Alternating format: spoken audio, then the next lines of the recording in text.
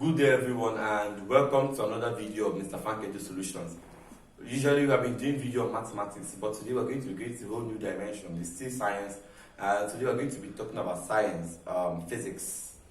And in physics we're going to be dealing with equations of motions. I know a lot of students find this thing difficult sometimes. They forget the formula and they cry in the hall. But today I'm going to be bringing you how to derive these formulas without any form of stress or difficulty. If you can forget the formula, who cares? Just derive a new one in the hall. So we're going to be seeing how we can go about that. And if you learn how to derive this formula, you're going to become very flexible, and you don't need to say, oh, there's no formula that I can apply this on, because you're actually very flexible.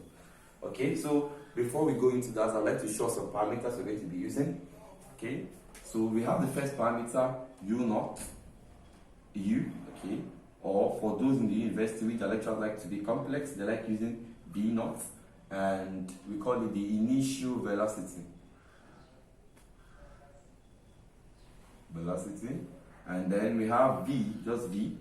Okay, I've never seen where it's changed before, as a final velocity. Okay, then we have a, small letter a, as acceleration. And then we also have t, which doesn't change anywhere, it means time.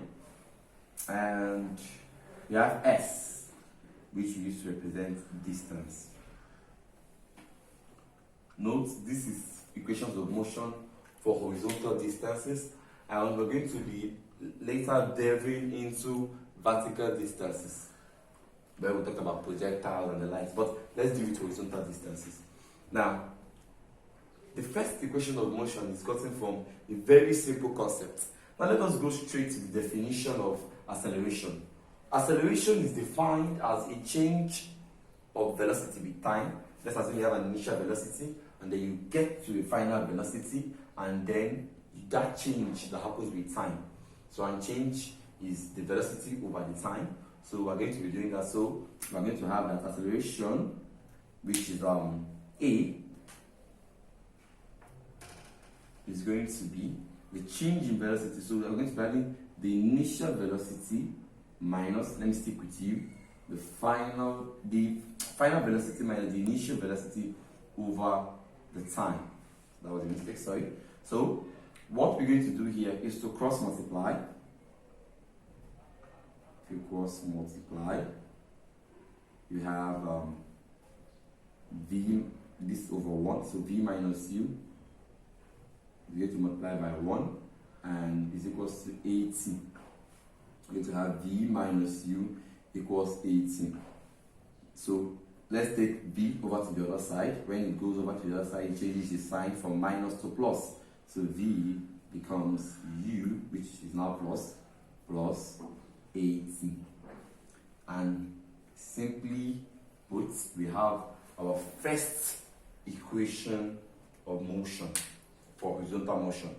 It applies to vertical motion, but in a whole different context, where you have to change some things. And we move to the second equation of motion. This one is gotten also from another definition, and the definition is that distance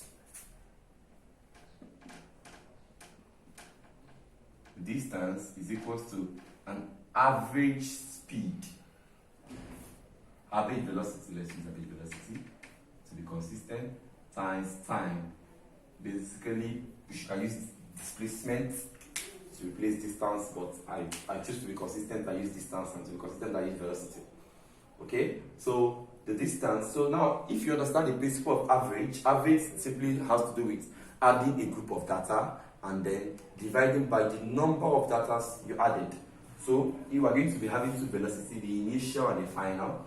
So if I add my initial velocity and my final velocity, which is v plus u, and divide it by how many they are, which is 2, this is my average velocity, times what? The time, is equals to what? Our distance, s, as represented here. So once you do that, you're going to have s equals v plus u t over 2. And cross multiply. If you cross multiply, you're going to have 2s equals v plus u all by t. Okay, now we're going to try and eliminate our final velocity, because we're assuming that in the question you probably have only the initial velocity you started with, and we're going to put v equals u plus at. Let's call this equation 2 first. Let's call it equation I into equation I. So I'm actually taking the first equation of motion and we're putting it in there. We're going to have 2s equals u plus at plus u multiplied by t, and you have 2s, and you have u plus u, correct like terms, u plus u gives 2u plus at multiplied by t. So opening the bracket, we have 2s equals 2ut plus at squared. Now, when you have this, you can now comfortably divide through. We're trying to make s the square root of the formula. So divide through by 2 so that s can be alone. And when you divide here by 2, you have s equals, divide here by 2, you have ut, and plus, when you divide by 2, you have at squared over 2. And we have our second equation of motion, which can be written as s equals ut plus half at squared. In equation 2. And finally, we derived 2 equations, just remaining one more equation, the third equation of motion. And we are going to be getting it from the first equation of motion, from v. So from v equals u plus at. Now, we have the v equals to u plus at. So what we're going to do is to square both sides. So if you square both sides, you're going to be having v squared. If you take the square of, you're having u plus at times u plus 18. You're having v squared equals, opening the bracket, you have u squared plus uat plus uat plus a squared t squared. So you have v squared equals u squared plus 2uat plus a squared t squared. And from here, you can see that we can factor out 2a. And we have v squared equals u squared.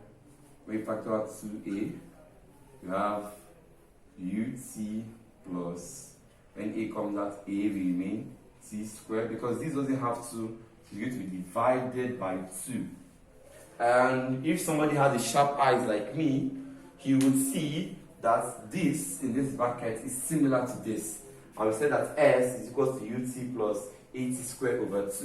So we can replace this as v squared equals u squared plus 2as. And successfully, we have been able to solve all the equations of motion and divide them. So, thank you so much for watching this video. I hope that after today, many of us can now derive this equation of motions in our whole without any form of difficulty. And in our next video, we're going to be solving some questions using these equations. Thank you so much. Like, share, subscribe, and comment. Thank you. Next time.